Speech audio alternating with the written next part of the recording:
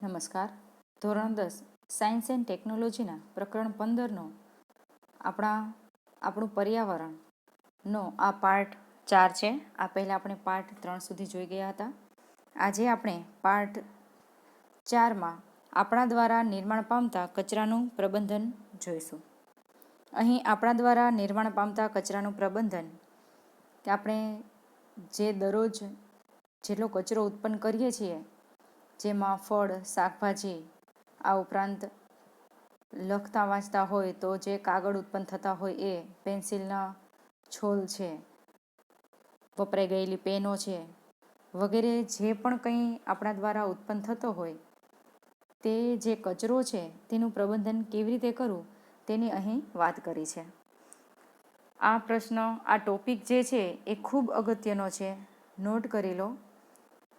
2020માં અહીં આ ટોપિકમાંથી જ તમને 3 માર્ક્સનું પૂછાયેલું છે, જેમાં જૈવ અવિઘટનીય કચરા વિશે અને કચરાના પ્રકાર એ તમને 2 માર્ક્સનો પ્રશ્ન અને 1 માર્ક્સનો પ્રશ્ન એ બંને અહીં જે આપણા દ્વારા નિર્માણ પામતા કચરાનું પ્રબંધન છે 15.2.2 એ ટોપિકમાંથી જ તમને 3 માર્ક્સનું પૂછાયેલું છે. તો આ પાર્ટ તમારે ખાસ કરી જવો. જેમાં આપણે જોતા જઈએ કે આપણી દૈનિક ગતિવિધિઓમાં આપણે ઘણા એવા પદાર્થોનું નિર્માણ કરીએ છીએ જેને આપણે ફેંકી દઈએ છીએ. આપણી દરરોજની જે ક્રિયાઓ છે, દૈનિક ગતિવિધિ એટલે દરરોજની જે ક્રિયાઓ કરીએ છીએ એ દરમિયાન આપણા દ્વારા ઘણા બધો ન જોઈતો હોય એવા પદાર્થો ઉત્પન્ન કરીએ છીએ અને એ નીકળતા હોય છે અને એને આપણે ફેંકી દઈએ છીએ. તો આ નકામા પદાર્થો કયા છે? આપણે જાણીએ છીએ શાકભાજીના છિલકા છે, ફ્રૂટ ખાતા હોય તેની છાલ છે, એના બી છે, કાગળ છે, અમુક કાપડ છે, ન જોઈતા હોય એવા જૂતા છે, આ સિવાય પ્લાસ્ટિક છે, ધાતુ છે, કાચ તૂટી ગયા હોય તો એ છે. આવા ઘણા બધી વસ્તુઓ છે એ એવા પદાર્થ છે કે જે આપણે જરૂર ન હોય તો આપણે એને ફેંકી દઈએ છીએ. જેમાં જોઈએ, જ્યારે આપણે તેમને ફેંકી દઈએ છીએ ત્યારે તેઓનું શું થાય છે?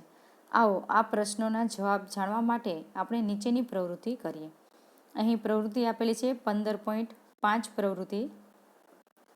પ્રવૃત્તિમાં કહ્યું છે કે તમારા ઘરેથી કચરો એકત્રિત કરો. તેમાં આખા દિવસમાં ઉત્પન્ન થયેલો કચરો, જેમ કે રસોડાનો કચરો, જેમાં વાસી ખોરાક, શાકભાજીના છોતરા, ચાનો ઉપયોગ કરેલા પાન, દૂધની ખાલી થેલીઓ અને ખાલી ડબ્બા, આ ઉપરાંત નકામા કાગળ, દવાની ખાલી શીશીઓ અથવા તો સ્ટ્રીપ્સ, પતરા, બબલ પેક, જૂના ફાટેલા કપડાં અને તૂટેલા જૂતા વગેરે હોઈ શકે છે.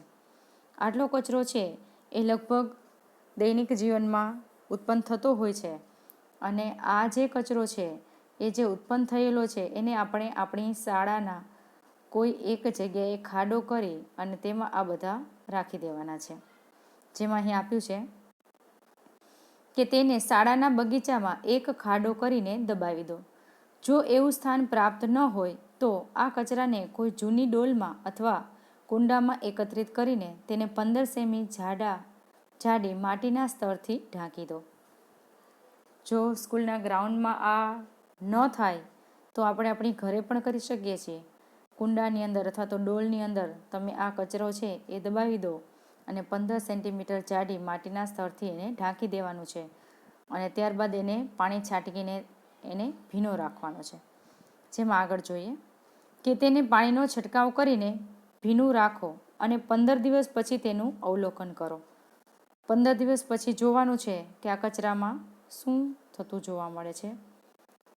જેમાં આપેલું છે તે કયા પદાર્થો છે જે લાંબા સમય પછી પણ અપરિવર્તિત રહ્યા છે.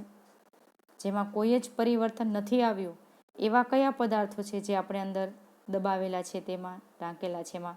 તેમાં જોતા જઈએ કે જે પદાર્થો, એમાં દૂધની ખાલી થેલીઓ એ આપણે એ જ સ્થિતિમાં જોવા મળશે.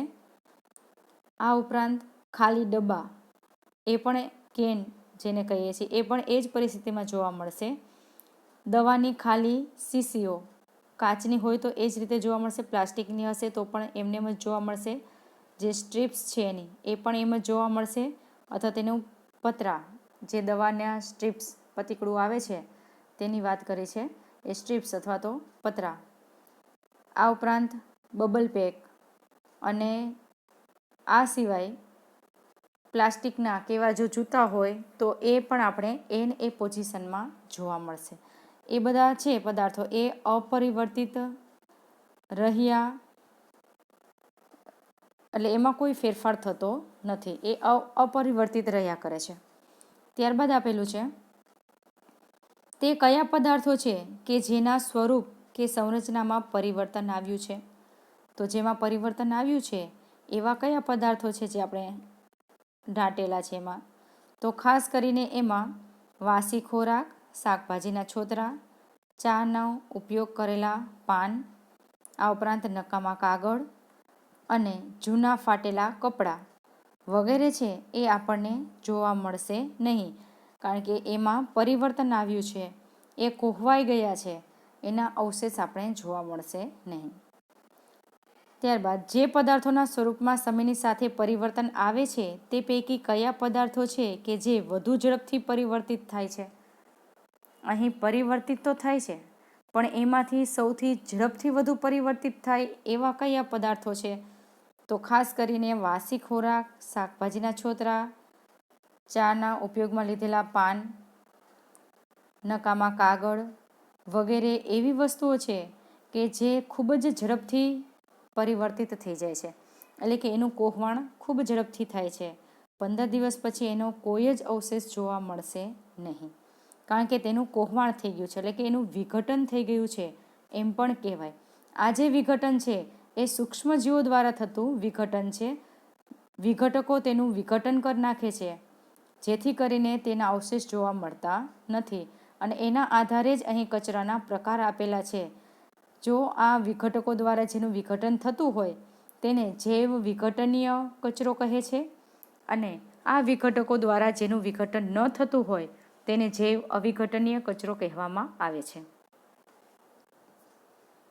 જેમાં આપણે જોઈએ કે આપણે જૈવિક ક્રિયાઓના પ્રકરણમાં અભ્યાસ કર્યો કે આપણા દ્વારા ખાધેલા કે ભોજનમાં લીધેલા ખોરાકનું પાચન વિવિધ ઉત્સેચકો દ્વારા થાય છે.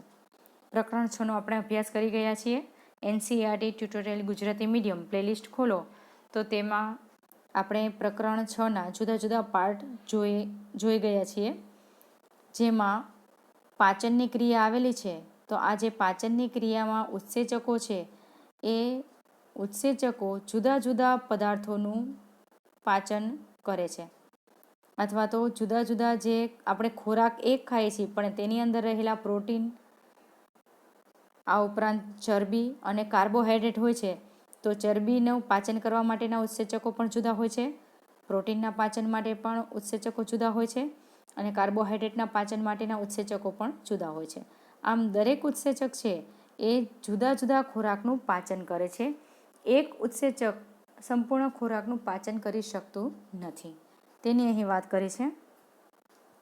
જેમાં કહ્યું છે, પણ શું તમે ક્યારેય વિચાર્યું છે કે એક જ ઉત્સેચક ખોરાકના બધા જ પદાર્થોનું પાચન કેમ કરી શકતો નથી? કારણ કે ખોરાકનું બંધારણ જુદું જુદું હોય છે. બધા જ ખોરાક એક સરખા બંધારણના નથી હોતા. ચરબીનું બંધારણ જુદું હોય છે, પ્રોટીનનું જુદું હોય છે, અને કાર્બોહાઈડ્રેટનું પણ જુદું હોય છે, જેથી તેને અનુસંધાને તેના ઉત્સેચકો છે એનું વિઘટન કરે છે, જેના કારણે પાચન છે એ એક જ ઉત્સેચક દ્વારા થઈ શકતું નથી. આ ઉપરાંત ઉત્સેચકો પોતાની ક્રિયામાં ચોક્કસ હોય છે, એટલે કે કોઈ વિશેષ પ્રકારના પદાર્થોનું પાચન કે વિઘટન કરવા માટે વિશિષ્ટ ઉત્સેચકની જરૂરિયાત હોય છે. એટલે જ કોલસા ખાવાથી આપણને ઉર્જા પ્રાપ્ત થતી નથી. અહીં જે વાત કરી છે કે અહીં વિશેષ પ્રકારના પદાર્થોનું પાચન કે વિઘટન કરવા માટે વિશિષ્ટ ઉત્સેચકની જરૂરિયાત હોય છે. કોલસાને સળગાવવામાં આવે, એનું દહન કરવામાં આવે તો તેનાથી આપણે ઉર્જા મેળવીએ છીએ, પણ અહીં કહ્યું છે કે કોલસા ખાવાથી આપણને ઉર્જા પ્રાપ્ત નથી થતી, કારણ કે કોલસાને દહન કરવામાં આવે છે ત્યારની પરિસ્થિતિ અને ખાવાની એ પરિસ્થિતિ છે, એની અંદર રહેલા જે રસાયણો છે એ જુદું જુદું કાર્ય કરે છે. એ જ રીતે આ કારણે જ પ્લાસ્ટિક જેવા માનવ નિર્મિત ઘણા બધા પદાર્થોનું વિઘટન જીવાણુ કે અન્ય મૃતોપજીવો દ્વારા થઈ શકતું નથી. એટલે કે આ જે જીવાણુઓ છે, બેક્ટેરિયા, ફૂગ, એ જે મૃતોપજીવીઓ છે એ પ્લાસ્ટિકનું વિઘટન કરી શકતા નથી. આ પદાર્થો પર ભૌતિક ક્રિયા જેવી કે તાપમાન અને દબાણની અસર થાય છે, પરંતુ સામાન્ય અવસ્થામાં તેઓ લાંબા સમય સુધી પર્યાવરણમાં અવિઘટિત સ્વરૂપે ટકી રહે છે. પ્લાસ્ટિકનું ને વગેરે પદાર્થોનું વિઘટન તો થાય છે, પણ ખૂબ લાંબા સમયે થાય છે. તેની તાપમાન અને દબાણની અસર, બંને અસરો થાય છે, પણ ખૂબ લાંબા ગાળે થાય છે, અને ત્યાં સુધીમાં આપણું જે પર્યાવરણ છે એ દૂષિત થતું જોવા મળે છે. માટેનું લાંબા ગાળે વિઘટન થાય છે, માટે તેમને અવિઘટન સ્વરૂપમાં એને જવા દીધું છે. ત્યારબાદ આપેલું છે, જે પદાર્થો જૈવિક ક્રિયા દ્વારા વિઘટિત થાય છે તેઓને જૈવ વિઘટનીય પદાર્થો કહેવાય છે. ખાસ નોટ કરી લો, આ પ્રશ્ન તમને બોર્ડમાં મોસ્ટલી પૂછાય છે. જૈવ વિઘટનીય અને જૈવ અવિઘટનીય કચરાના તફાવતના મુદ્દા આપો, અથવા તો કચરાના પ્રકાર જણાવો, જેમાં કચરાના સ્વરૂપના આધારે પણ પ્રકાર આવે, અને આ ઉપરાંત જે કચરો છે એના વિઘટનના આધારે પણ પ્રકાર પાડવામાં આવે છે. તો અહીં જે પ્રકાર છે એ વિઘટનના આધારે કચરાના પ્રકાર છે. તો વિઘટનના આધારે કચરાના મુખ્યત્વે બે પ્રકાર છે, જે વિઘટિત કચરો અને જે અવિઘટિત કચરો.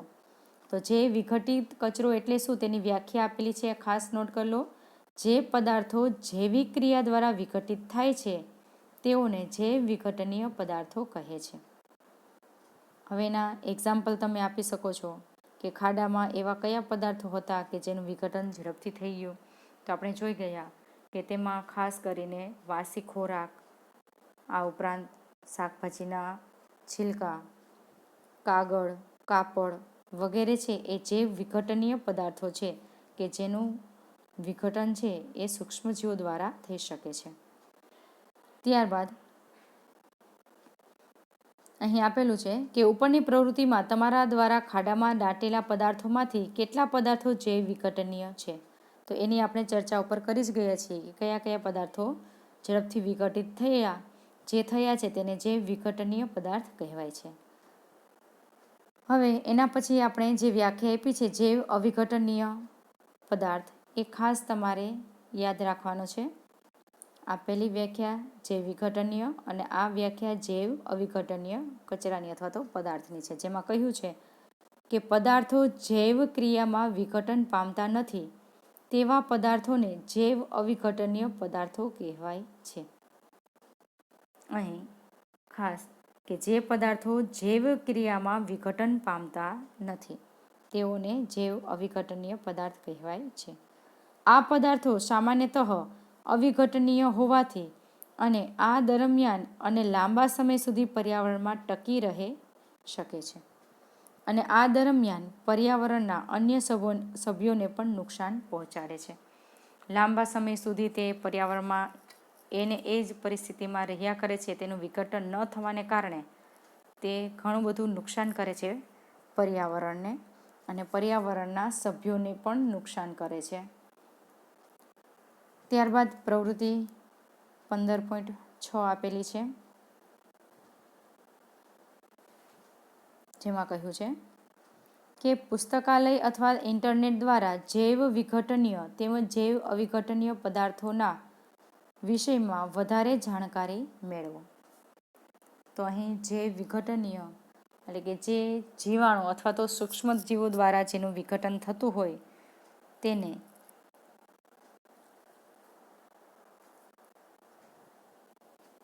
જૈવ વિઘટનીય પદાર્થ કહેવાય છે. જ્યારે જે સૂક્ષ્મજીવો દ્વારા જે પદાર્થોનું વિઘટન થતું ન હોય તેમને જૈવ અવિઘટનીય પદાર્થો કહેવામાં આવે છે, અને બંનેના ઉદાહરણ આપણે આપી શકીએ છીએ.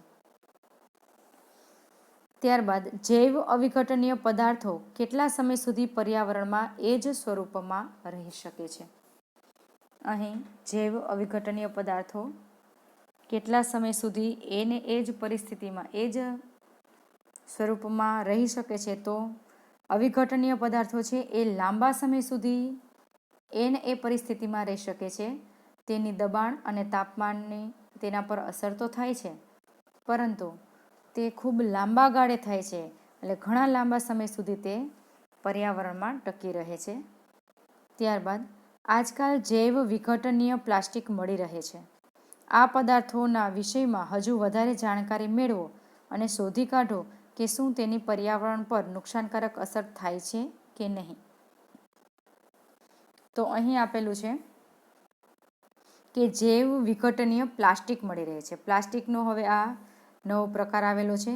એવું પ્લાસ્ટિક છે કે જે વિઘટન એનું થઈ શકે છે.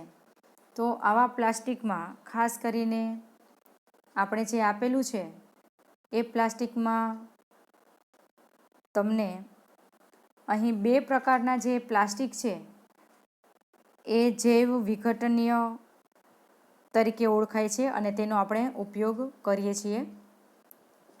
જેમાં આપેલું છે તમને કે એક આપણે જે ડેન્ટલનું ઇનેબલ પડ જે બનાવવામાં આવે છે, ડેન્ટલમાં દાંતના બંધારણમાં પ્લાસ્ટિક વાપરવામાં આવે છે, એ પ્લાસ્ટિકનો ઉપયોગ છે એ આપણે અહીં જૈવ વિઘટનીય પ્લાસ્ટિકમાં કરી શકીએ છીએ કે તેનું વિઘટન થઈ શકે છે. ત્યારબાદ અહીં આપેલું છે ઇન્ટેક્સ પ્રશ્ન આપેલા છે,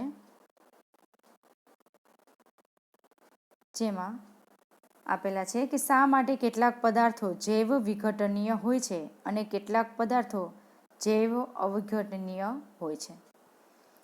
તો અહીં એના જવાબ આપણે કહી શકીએ કે પ્લાસ્ટિક, કચરા જેવા જૈવ અવિઘટનીય પદાર્થો ગરમી અને દબાણ જેવા ભૌતિક પરિબળોની અસર પામે છે, પરંતુ સામાન્ય પરિસ્થિતિમાં આ પદાર્થો લાંબા સમય સુધી પર્યાવરણમાં મૂળ સ્વરૂપમાં જ જળવાઈ રહે છે. જ્યારે માટે તેને જૈવ અવિઘટનીય પદાર્થો કહે છે.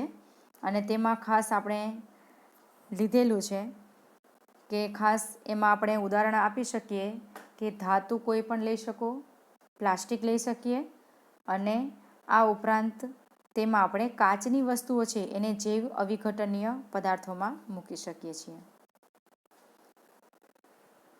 ત્યાર પછી જૈવ વિઘટનીય પદાર્થો, તો તેમાં આપણે કહી શકીએ કે કેટલાક પદાર્થો જેવા કે કાગળ, શાકભાજી, છાલ, એટલે કે જે ફ્રૂટના ફળની જે છાલ છે એ બધા પદાર્થો છે એ જીવાણુ કે અન્ય મૃતોપજીવી દ્વારા તેનું વિઘટન થાય છે અને તે કાર્બનિક સ્વરૂપને સરળ અકાર્બનિક સ્વરૂપમાં ફેરવી નાખે છે. માટે તે કુદરતી પદાર્થો હોવાને કારણે જૈવ વિઘટનીય પદાર્થો છે. આમ અહીં જૈવ વિઘટનીય પદાર્થો અને જૈવ અવિઘટનીય પદાર્થો વિશે આપણે કહી શકીએ. બીજો પ્રશ્ન, એવી 2 રીતો દર્શાવો કે જેમાં જૈવ વિઘટનીય પદાર્થો પર્યાવરણને પ્રભાવિત કરે છે. તો અહીં પર્યાવરણને પ્રભાવિત કરતી એવી જૈવ વિઘટનીય પદાર્થોની આપણે સમજ આપવાની છે, જેમાં આપણે કહી શકાય કે જૈવ વિઘટનીય પદાર્થો સૂક્ષ્મ જીવોની પ્રવૃત્તિ વડે વિઘટન પામી સરળ દ્રવ્યો પર્યાવરણમાં મુક્ત કરે છે, અને આ સરળ દ્રવ્ય અન્ય સજીવોના જીવનને ટકાવવામાં ઉપયોગી હોય છે. અહીં આખી સાયકલ બની જાય છે તેની, કે આપણે જોઈ ગયા અગાઉ જે એની આહાર શૃંખલા છે એમાં કે વનસ્પતિ છે એ પ્રકાશ સંશ્લેષણની ક્રિયા કરે છે, અને આ પ્રકાશ સંશ્લેષણની ક્રિયા કરી તે ખોરાક બનાવે છે. તે જે ખોરાક છે એનો ઉપયોગ અહીં પ્રથમ કક્ષાના ઉપભોગી કરે છે, તેનો ઉપયોગ એટલે કે શાકાહારી કરે છે, ત્યારબાદ માંસાહારી કરે છે, તેનો ઉપયોગ મિશ્રાહારી કરે છે. અહીં વનસ્પતિ છે, આ વનસ્પતિનો ઉપયોગ શાકાહારી, માંસાહારી અને મિશ્રાહારી બધા જ કરે છે. જેમાં માંસાહારી છે એ શાકાહારીનો ઉપયોગ કરે છે, અને ઉચ્ચ કક્ષાના માંસાહારી હોય છે તેનો ઉપયોગ પણ તે મોટા ભાગે માંસાહારી જે હોય છે એનો ખોરાક તરીકે ઉપયોગ ઉચ્ચ કક્ષાના માંસાહારી કરતા હોય છે. તો હવે અહીં જે વનસ્પતિ ઉપરાંત શાકાહારી, માંસાહારી અને મિશ્રાહારી આ બધા જ જ્યારે મૃત્યુ પામે છે ત્યારે એનું વિઘટન થાય છે, એટલે કે વિઘટકો દ્વારા તેનું વિઘટન થતું જોવા મળે છે. અને આ વિઘટકોમાં ફૂગ અને બેક્ટેરિયાનો સમાવેશ થાય છે. એટલે કે ફૂગ અને બેક્ટેરિયા અહીં આ બધા જ જટિલ કાર્બનિક પદાર્થોનું સરળ અકાર્બનિક પદાર્થોમાં વિઘટન કરે છે. એમાં આવશે ફૂગ અને બેક્ટેરિયા એનું વિઘટન કરે છે. અને આ જે અકાર્બનિક પદાર્થો છે એ ફરીથી વાતાવરણમાં જમીનમાં ભળે છે અને એનો ઉપયોગ ફરીથી કરે છે વનસ્પતિ. વનસ્પતિનો ઉપયોગ ઉત્પાદક તેનો ઉપભોક્તા કરે છે. ફરીથી મૃત્યુ પામે એટલે તેનું વિઘટન થાય છે. વિઘટન થઈ અને ફરીથી તે વાતાવરણમાં મુક્ત થાય છે અને આ વાતાવરણમાંથી ફરીથી તેનો ઉપયોગ વનસ્પતિ કરી શકે છે. આમ અહીં વિઘટકો છે તેની ખૂબ જ અગત્યની ભૂમિકા છે કે વિઘટકો છે તો જ અહીં જે પર્યાવરણ છે એ સંતુલિત રહી શકે છે. તો આ રીતે આપણે કહી શકીએ કે બે રીતો છે એમાં એક રીત આ રીતે આપી શકીએ. જ્યારે બીજી રીતમાં આપણે કહી શકીએ કે વિઘટન દરમિયાન મુક્ત થતા કેટલાક વાયુઓ વાતાવરણને પ્રદૂષિત પણ કરે છે. કારણ કે કોઈ પણ કચરો છે એ પડેલો હોય અને એમાં જો વિઘટનની ક્રિયા કોહમાળની ક્રિયા થાય એટલે ખૂબ જ વાસ આવતી હોય છે અને આ વાસના કારણે પર્યાવરણ છે એ પ્રદૂષિત થતું જોવા મળે છે. ત્રીજો પ્રશ્ન, એવી બે રીતો દર્શાવો કે જેમાં જૈવ અવિઘટનીય પદાર્થો પર્યાવરણને પ્રભાવિત કરે. અહીં જૈવ અવિઘટનીય પદાર્થોની વાત કરી છે. તેમાં લઈએ તો સૌથી પહેલાં પેસ્ટિસાઇડ્સ છે તેની વાત કરીએ. પેસ્ટિસાઇડ્સ અથવા તો કીટનાશકો પાક ઉપર જે સૂક્ષ્મજીવો પાકને નુકસાન કરતા હોય એવા જે નાના નાના સૂક્ષ્મજીવો છે એને કીટનાશકો અથવા તો પેસ્ટ કહેવામાં આવે છે અને એના કીટ કહેવામાં આવે છે, એને પેસ્ટ કહેવામાં આવે છે. અને એને મારવા માટેની જે દવા છે, એને નાશ કરવા માટેની જે દવા છે તેમને પેસ્ટિસાઇડ્સ અથવા તો કીટનાશક તરીકે ઓળખવામાં આવે છે. ટૂંકમાં પાકમાં જે જીવાતો થાય છે તેને મારવા માટેની જે દવા છે તેને પેસ્ટિસાઇડ્સ કે કીટનાશક તરીકે ઓળખવામાં આવે છે. અને આ જે પેસ્ટિસાઇડ્સ છે એ જૈવ અવિઘટનીય પદાર્થ છે તે જમીન અને પાણી બંનેને પ્રદૂષિત કરે છે. તે સજીવોમાં જૈવિક વિશાલન પ્રેરે છે. જૈવિક વિશાલન વિશે આપણે પાર્ટ 2માં જોઈ ગયા. જૈવિક વિશાલન કોને કહેવાય અને એ પણ ખૂબ અગત્યનો પ્રશ્ન છે, બોર્ડમાં તમને ઘણી વખત પૂછાઈ ગયેલો છે. તો અહીં બે રીતમાં એક જૈવિક વિશાલન અથવા તો પેસ્ટિસાઇડ વિશેની વાત કરવાની અને બીજી વાત કરવાની છે જૈવ અવિઘટનીય પદાર્થો નિવસન તંત્રના કાર્યો જેવા કે ઉર્જા અને દ્રવ્યોના વહનને અવરોધે છે. આ રીતેના બે રીત છે આપણે દર્શાવી શકીએ. ત્યારબાદ આપેલું છે કે કોઈ પણ શહેર તેમજ કસ્બામાં જતા ચારે તરફ કચરાનો ઢગલો જોવા મળે છે. કોમન પ્લોટ હોય તો એની આજુબાજુ કચરા અઢળક જોવા મળે છે. આ ઉપરાંત શહેરમાં કસ્બામાં કચરાના અઢળક ઢગલા જોવા મળે છે. ડસ્ટબિન હોય તો ડસ્ટબિન મૂકેલું હોય પણ ડસ્ટબિનની અંદર કચરો ના હોય. ડસ્ટબિનની આજુબાજુમાં નીચે બધે કચરો છે એ ખૂબ નાખેલો હોય છે. માણસો ડસ્ટબિનની અંદર કચરો નાખવાને બદલે બહાર આજુબાજુમાં નાખતા હોય છે. તો આ જે કચરો છે એ પર્યાવરણને ખૂબ જ નુકસાન કરે છે. જેમાં કહ્યું છે કે કોઈ પર્યટન સ્થળની મુલાકાત લઈએ તો આપણને વિશ્વાસ છે કે ત્યાં પણ વિપુલ પ્રમાણમાં ખાદ્ય પદાર્થોની ખાલી થેલીઓ અહીં તહીં ફેલાયેલી કે વિખરાયેલી જોવા મળશે. અને આ કચરો કરનાર આપણે જ બધા છીએ. તો આપણે જ એ કચરાનો જો સરખો વ્યવસ્થિત નિકાલ કરીએ, કચરો ડસ્ટબિનમાં જ નાખીએ તો આવું પ્રદૂષણ થતું અટકી શકે છે. જેમાં કહ્યું છે અગાઉના ધોરણોમાં આપણા દ્વારા ઉત્પન્ન થતા આ કચરાનો નિકાલ કરવાના ઉપાયો વિશે ચર્ચા કરી હતી. આવો આ સમસ્યા પર વધારે ગંભીરતાથી ધ્યાન આપીએ. અહીં એના માટેની પ્રવૃત્તિ આપેલી છે, પ્રવૃત્તિ 15.7. પ્રવૃત્તિ 15.7માં કહ્યું છે કે જાણકારી મેળવો કે ઘરોમાંથી ઉત્પન્ન થતા કચરાનું શું થાય છે. શું કોઈ સ્થાન પરથી તેને એકઠો કરવા માટેની કોઈ વ્યવસ્થા છે? આપણે આનું આખું જાણકારી મેળવવાની છે કે ઘરમાંથી કચરો બહાર ફેંકી દઈએ છીએ, પછી એ કચરાનું શું થાય છે? ત્યાંથી કોઈ લઈ જાય છે કચરો, કે પછી એ એમને એમ ત્યાં પડ્યો રહે છે અને પડ્યો રહેવાથી તેનું કોહવાણ થાય છે અને જેનાથી જમીનનું પ્રદૂષણ પણ થાય છે અને વાયુનું પ્રદૂષણ પણ થતું જોવા મળે છે. જેમાં આગળ આપ્યું છે કે જાણકારી મેળવો કે સ્થાનીય વ્યવસ્થાપકો, પંચાયત, નગરપાલિકા, આવાસ કલ્યાણ સમિતિ દ્વારા આ કચરાના નિકાલ માટેની કોઈ પ્રકારની વ્યવસ્થા થાય છે. શું ત્યાં જૈવ વિઘટિત અને જૈવ અવિઘટિત કચરાને અલગ અલગ કરવાની વ્યવસ્થા છે? ઘણા બધા મોટા સિટીમાં આવી વ્યવસ્થા થતી જોવા મળે છે, જેમાં કચરાના સ્ત્રોત સ્થાનેથી જ જૈવ વિઘટિત અને જૈવ અવિઘટિત કચરાને અલગ કરવામાં આવે છે. શહેરોમાં નગરપાલિકાઓ દ્વારા ઘરોમાંથી કચરો એકત્ર કરી શહેરથી દૂર ખાલી સ્થાનો પર એકઠો કરવામાં આવે છે. અહીં જ્યારે કચરો જૈવ વિઘટનીય કચરો સળગાવવામાં આવતો નથી, કારણ કે તેના દહનથી હવાનું પ્રદૂષણ થાય છે. આ કચરાને જમીનમાં દાટી દે તેનું વિઘટન થાય છે અને ત્યારબાદ તેમાંથી ખાતર મળે છે. જ્યારે પ્લાસ્ટિક, કાચ, ધાતુઓ છે એ જૈવ અવિઘટનીય કચરાને અલગ રાખીને તેને ચોક્કસ પુનઃચક્રીયકરણ એકમોમાં મોકલવામાં આવે છે કે જેથી કરીને તેનો ઉપયોગ કરી શકાય. જેમ કે પુનઃચક્રીયકરણ એટલે કે જે યુઝ એન્ડ થ્રો પેન આપણે વાપરીએ છીએ, તો એ યુઝ એન્ડ થ્રો પેન છે ભેગી કરી અને પ્લાસ્ટિકવાળાને આપી દઈએ તો પ્લાસ્ટિકવાળા ફરીથી એનું પુનઃચક્રીયકરણ કરે છે, એટલે કે એને ફરીથી ગરમ કરે છે.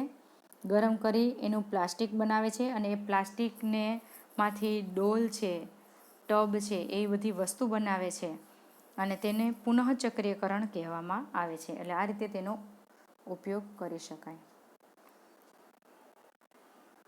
ત્યારબાદ ગણતરી કરો કે એક દિવસમાં ઘરમાંથી કેટલો કચરો ઉત્પન્ન થાય છે.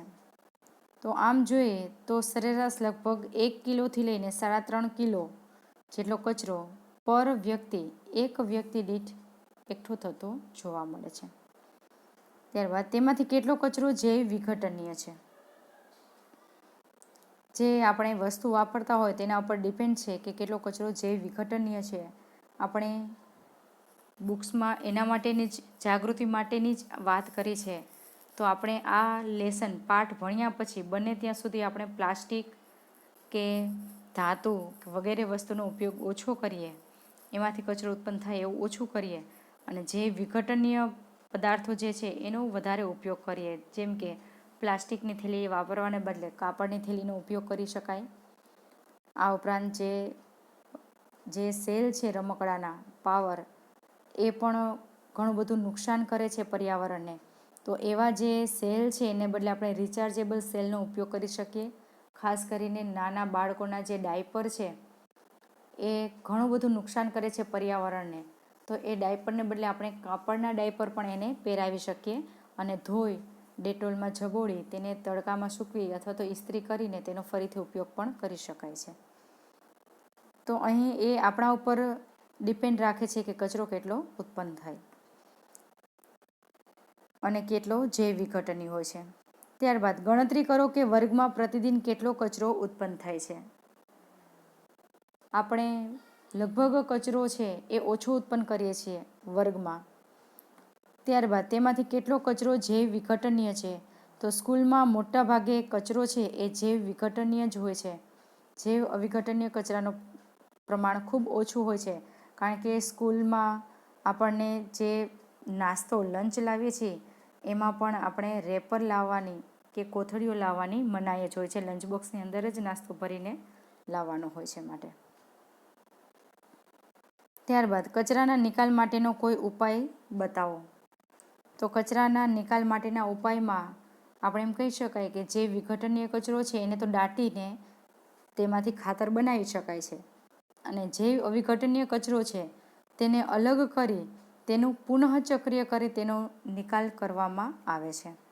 આ રીતે તેના ઉપાય છે એ લખી શકાય. જૈવ વિઘટનીય કચરાને દાટી તેનું ખાતર બનાવવામાં આવે અને જૈવ અવિઘટનીય કચરાને એકત્ર કરી અને તેનું પુનઃચક્રીયકરણ કરવામાં આવે. હમણાં આપણે પેનની વાત કરી હતી એ જ રીતે કે પેનમાંથી આપણે તેને ઓગાળી, પ્લાસ્ટિકને ઓગાળી અને તેમાંથી ડોલ છે કે ટબ છે કે બકેટ છે એવું આપણે બનાવી શકાય. ત્યારબાદ પ્રવૃત્તિ 15.8 આપેલી છે, જેમાં કહ્યું છે કે જાણકારી મેળવો કે તમારા વિસ્તારમાં સુએજ ટ્રીટમેન્ટની કોઈ વ્યવસ્થા છે. શું ત્યાં એ બાબતની વ્યવસ્થા છે કે સ્થાનીય જળાશય તેમજ જળના અન્ય સ્ત્રોત ટ્રીટમેન્ટ વગરના સુએજની અસર અનુભવે છે? તો અહીં શહેરમાં ભૂગર્ભ ગટરની જ વ્યવસ્થા હોય છે. તેઓ આંતરિક રીતે જોડાયેલી હોય છે અને આ ગટર લાઇન વડે સુએજ કચરાને દૂરના સ્થળ જ્યાં આવેલા હોય તે સુએજ ટ્રીટમેન્ટ પ્લાન્ટમાં લઈ જવામાં આવે છે અને આ પ્લાન્ટમાં સુએજની ટ્રીટમેન્ટ કરી તેને બિનહાનિકારક સ્વરૂપમાં ફેરવવામાં આવે છે.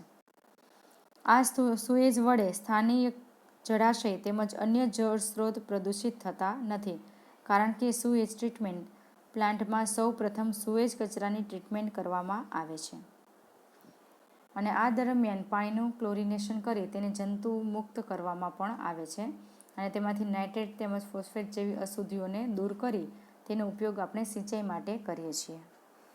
એટલે આ રીતે સુએજનું જે પાણી છે તેનો આપણે ઉપયોગ ખાસ કરીને તેનો ઉપયોગ મોટા ભાગે કૃષિમાં કરવામાં આવે છે, સિંચાઈમાં.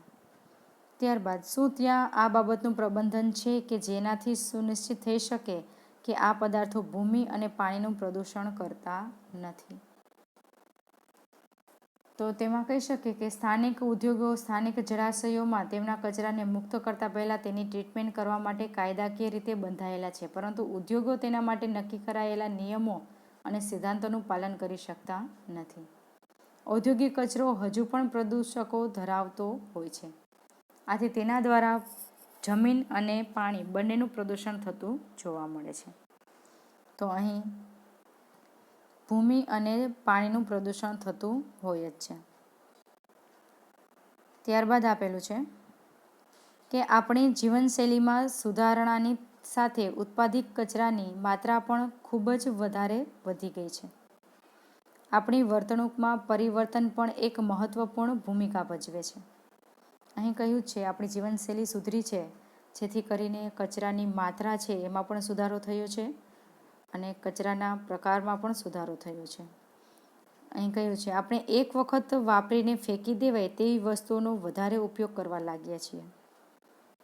નાસ્તો હોય, કોઈ આવ્યું હોય તો નાસ્તા માટે પણ આપણે યુઝ એન્ડ થ્રો ડીશનો ઉપયોગ કરીએ છીએ. કોઈ નાનું એવું ફંક્શન રાખીએ તો પણ યુઝ એન્ડ થ્રો બધી વસ્તુનો ઉપયોગ કરીએ છીએ. છાશ માટે ગ્લાસ છે યુઝ એન્ડ થ્રો હોય છે, પાણી પીવા માટેના ગ્લાસ છે યુઝ એન્ડ થ્રો હોય છે. એટલે આ જે યુઝ એન્ડ થ્રો છે એ પર્યાવરણને ખૂબ નુકસાન કરે છે. અહીં કહ્યું છે કે પેકેજિંગની પદ્ધતિઓમાં પરિવર્તન આવવાથી જૈવ અવિઘટિત સ્વરૂપની વસ્તુના કચરામાં ઘણો વધારો થયો છે. બધી જ વસ્તુ પેકેટમાં જ મળે છે, એનું પેકેટિંગ કરીને જ આપવામાં આવે છે. ઇવન પાણી છે એ પણ તેનું પેકિંગ કરીને આપવામાં આવે છે. તો એના કારણે જે કચરો છે એનું પ્રમાણ ખૂબ વધારે થવા લાગ્યું છે. તમારા વિચારથી આ બધા જ ઘટકોની પર્યાવરણ પર શું અસર થઈ શકે છે? તો આ જેટલો કચરો ઉત્પન્ન કરીએ છીએ તેનાથી પર્યાવરણને નુકસાન જ થાય છે અને પર્યાવરણમાં જમીન, હવા અને પાણીનું પ્રદૂષણ થતું જોવા મળે છે.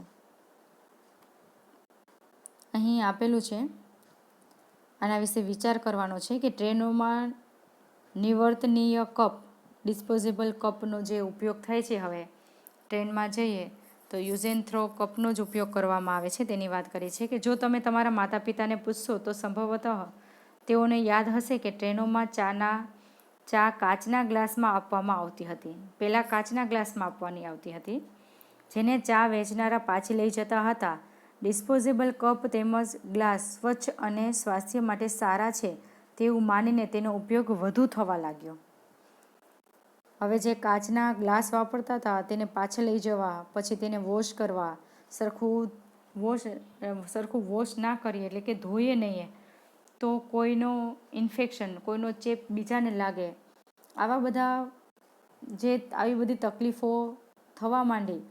એટલે હવે તેની જગ્યાએ એવું વિચારવામાં આવ્યું કે જો આપણે ડિસ્પોઝેબલ ગ્લાસનો ઉપયોગ કરીએ, કે એકવાર વાપરી લીધા પછી તેને ફેંકી જ દેવાના હોય, એનો ઉપયોગ કરીએ તો આપણે રોગમુક્ત રહી શકીએ. આવું માની અને તેનો ઉપયોગ કરવા લાગ્યા છીએ. ત્યારબાદ આપ્યું છે કે તે સમયે કોઈએ પણ કલ્પના કરી નહીં હોય કે પ્રતિદિન લાખોની સંખ્યામાં ઉપયોગમાં લેવાયેલા આ કપના જમા થવાથી શું થશે. જો બધા જ આનો ઉપયોગ કરશે તો આ જે કપ છે એના જમા થવાથી શું થશે. આખા જમીન ઉપર વિસ્તારોમાં એ કપ જ આપણને જોવા મળે છે જો તેનો સરખો યોગ્ય નિકાલ ન થાય તો. કેટલાક સમય પહેલાં માટીના બનાવેલ કુલડીને તેના વિકલ્પ સ્વરૂપે લાવવામાં આવ્યા, પરંતુ તેના પર વિચાર ન કર્યો કે આટલી મોટી સંખ્યામાં કુલડી બનાવવા માટે કેટલી ફળદ્રુપ માટીનો ઉપયોગ થશે. આનું પણ આવ્યું હતું કે કુલડીમાં ચા આપવાની, પાણી આપવાનું, તો તેનામાં પણ આપણે એક તકલીફ થાય છે કે ફળદ્રુપ માટીનો ઉપયોગ થાય છે આ કુલડી બનાવવા માટે, તો તેમાં જમીનનું છે એ ધીમે ધીમે ધોવાણ થતું જોવા મળે છે. હવે કાગળના ડિસ્પોઝેબલ કપનો વપરાશ થઈ રહ્યો છે. તમારા વિચારને આધારે ડિસ્પોઝેબલ કપની તુલનામાં કાગળના ડિસ્પોઝેબલ કપનો વપરાશ શું લાભદાયક છે? હા, કારણ કે કાગળમાંથી બનાવેલ ડિસ્પોઝેબલ ગ્લાસ છે, કપ છે, એ વિઘટનીય કચરો છે અથવા તો જૈવ વિઘટિત પદાર્થ છે, તેનું વિઘટન થઈ શકે છે, માટે તે પ્રદૂષણ ફેલાવતું નથી. ત્યારબાદ આપેલું છે પ્રવૃત્તિ 15.9. 15.9માં કહ્યું છે કે ઇન્ટરનેટ અથવા પુસ્તકાલયની મદદથી જાણકારી મેળવો કે ઇલેક્ટ્રોનિક વસ્તુઓનો નિકાલ કરતા સમયે કઈ ખતરનાક વસ્તુઓથી સાવધાની રાખવી જોઈએ. આ પદાર્થો પર્યાવરણને કઈ રીતે અસર પહોંચાડે છે. હવે અહીં આપણે જે વસ્તુ લેવાની છે, ઇલેક્ટ્રોનિક વસ્તુના નિકાલની વાત કરી છે. તો ઇલેક્ટ્રોનિક વસ્તુના નિકાલ એમાં ખાસ કરીને જે સેલ હોય છે એ સેલમાં પ્લાસ્ટિક અને સિલિકોનથી બનેલો હોય છે, કાર્બનનો સળિયો હોય છે, અને એનાથી જે જમીનનું પ્રદૂષણ છે એ વધારે થતું જોવા મળે છે, કારણ કે આ પદાર્થો જૈવ અવિઘટનીય છે અને પર્યાવરણમાં લાંબા સમય સુધી ફેરફાર પામ્યા વગર જ રહે છે, માટે તેનાથી પ્રદૂષણ વધે છે. ત્યારબાદ જાણકારી મેળવો કે પ્લાસ્ટિકનું પુનઃચક્રીકરણ કઈ રીતે થાય છે. શું પ્લાસ્ટિકના પુનઃચક્રીકરણથી પર્યાવરણને કોઈ નુકસાન થઈ શકે છે? તો કચરામાંથી પ્લાસ્ટિકને અલગ કરીને પુનઃચક્રીકરણ એકમમાં મોકલવામાં આવે છે. આ પ્લાસ્ટિક કચરાને ધોઈને સાફ કરીને ખૂબ ઊંચા તાપમાને ઓગાળવામાં આવે છે અને ત્યારબાદ તેમાંથી ડોલ કે ટબ કે બકેટ કે એવું બધું બનાવવામાં આવે છે અને બીબામાં ઢાળીને તેનો ઉપયોગ કરવામાં આવે છે, જેને પુનઃચક્રીકરણ કહેવામાં આવે છે. અને પુનઃચક્રીકરણ પ્રક્રિયા પર્યાવરણમાંથી પ્લાસ્ટિકના કચરાને ખૂબ ઓછી કરે છે. હાલમાં પોલિમર પ્લાસ્ટિક શેડ બનાવવાની સામગ્રીમાં પ્લાસ્ટિક કચરાનો ઉપયોગ કરવામાં આવે છે.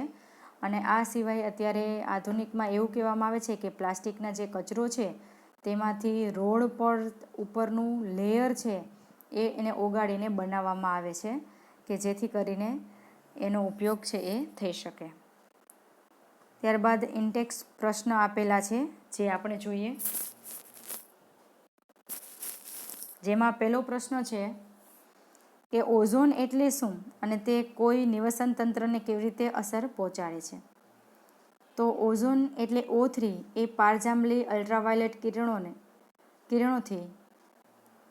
કિરણોની અસરથી ઓક્સિજનના 3 પરમાણુ વડે બનતો અણુ છે, જે આપણે અગાઉ પણ જોઈ ગયા છીએ. પાર્ટ 3માં તેના ઓઝોન વિશે શીખી ગયા છીએ કે ઓઝોન વાયુ એ O3 એનું અણુસૂત્ર છે અને એ ઓક્સિજન પરમાણુનું અલ્ટ્રાવાયોલેટ કિરણો દ્વારા જ તેનું વિખંડન કરે છે અને ઓક્સિજન પરમાણુ બને છે. આ ઓક્સિજન પરમાણુ છે એ ઓક્સિજન વાયુ સાથે જોડાય ત્યારે તે ઓઝોન વાયુ બનાવે છે. અને આ વાતાવરણના ઉપલા સ્તરમાં ઓઝોન એક આવશ્યક કાર્ય કરે છે. આમ છતાં ભૂમિ સ્તરે ઓઝોન ખતરનાક વિષ છે.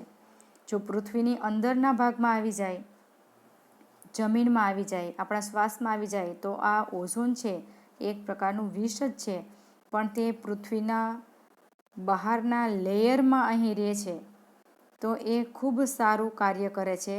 આ ઓઝોનનું લેયર છે એ ખૂબ સરસ કાર્ય કરે છે. તે સૂર્યમાંથી આવતા જે અલ્ટ્રાવાયોલેટ કિરણો છે તેનું શોષણ કરવાનું કાર્ય કરે છે અને અલ્ટ્રાવાયોલેટ કિરણોને પૃથ્વી સુધી પહોંચવા દેતા નથી, જેથી જીવસૃષ્ટિને રક્ષણ આપે છે. ત્યારબાદ બીજો પ્રશ્ન છે, તમે કચરાના નિકાલની સમસ્યાને ઓછી કરવામાં શું યોગદાન આપી શકો છો? કોઈ પણ 2 પદ્ધતિઓના નામ આપો. તો પહેલો કે વધેલો ખોરાક, એઠવાડ, શાકભાજી, કચરો, ફળોની છાલ, સૂકા પર્ણો, બગીચાનો કચરો વગેરે જે વિઘટનીય કચરો છે, આ કચરાને આપણે જમીનમાં ખાડો કરીને દાટી દઈએ અને તેનું વિઘટન થાય અને પછી તેનો આપણે ખાતર તરીકે ઉપયોગ કરી શકાય છે.